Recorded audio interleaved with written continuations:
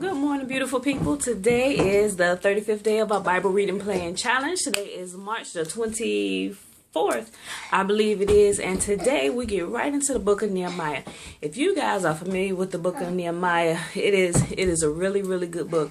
And if you haven't had a chance to do your reading today, as soon as you get a chance, get in there and get it done. Even listen to it, guys, so you can get through it and you can even multitask while you're getting it done. But today in the reading, Nehemiah was broken before God when he found out that the walls of Jerusalem had been torn down and the gates were burned, and he was working in the kingdom for the king of Babylon, and he asked permission to go back and help to rebuild the walls of his hometown and to, rebuild the gates and everything, so the king granted the request and he said, go do everything that you need to do. You pretty much have my blessing.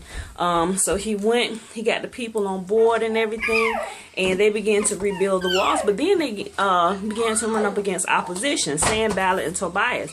Joshua, do not pull my books down off of there. Stop it. Hey. And so they did everything they could to try to discourage the rebuilding of the wall because they thought it was some plot for them to pretty much take over, which has always been the case. For some reason, they just think the Jews are going to multiply and take over, but that's not the case. The case is that God's hand is upon their lives, and he's going to bless them continually,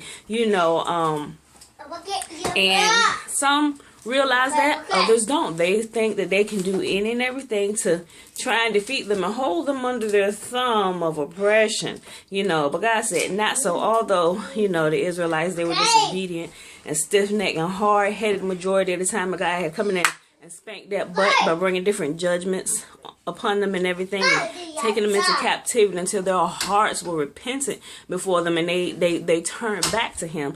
Sometimes it takes a little bit, even a lot of pain to get our attention just because of the hard-headedness. But even in God's judgment, it's designed to turn our hearts back to him. And that's proven if you've ever read in the book of Revelations, as the different judgments were coming and the seals were broken. With each deeper level of judgment, it kept saying that, and the people still did not repent. When I got that, I'm like, oh my goodness, it keeps getting worse because you're not listening. You're being hard-headed because you haven't turned back to him. He's literally trying to save your life, your soul, your spirit. So he causes things to happen in order to turn your hearts back to him. But some people just don't get it. They all woe is me and all that stuff. But judgment is still designed even with God's perfect love in mind for us, that we will ultimately return our hearts back to him,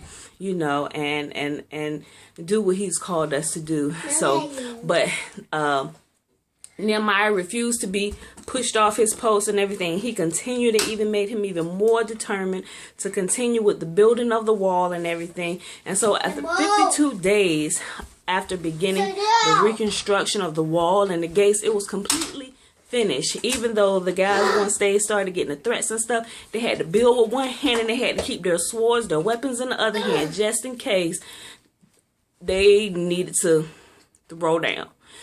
So, but God was with them. He gave them supernatural favor and sped that process up, and they got it done 52 days afterwards, and it also goes into how they celebrated one of the Lord's appointed feast days, which was the Feast of Shelters, or the Feast of Tabernacles, or Sukkot is the proper term for it in the Hebrew text. But the story is absolutely amazing, and it goes on into some other things and everything. And towards the end of the chapter, and Ezra also is there, and we hear about Jeremiah throughout the story today towards the end and everything. And they give you quick genealogies of different leaders and those exiles that were brought back to Jerusalem. So guys, I hope you enjoyed the reading today. Take what you learned today and apply it to your life. Are you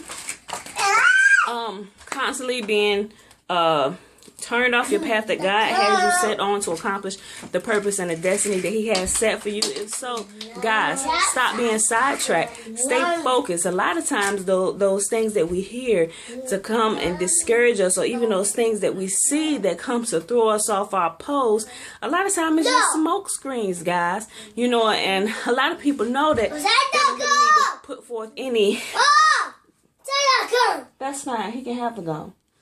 They don't have to put forth any real effort, because sometimes we chicken out, you know, because we think, oh, let me just get out of here and Lord be with me. And a lot of times God wants you to stand your ground. You know, He wants you to know and trust in Him that He's got your back. So, guys, I love you. See you in the morning. The kids, they making a lot of noise in the background, and love you guys.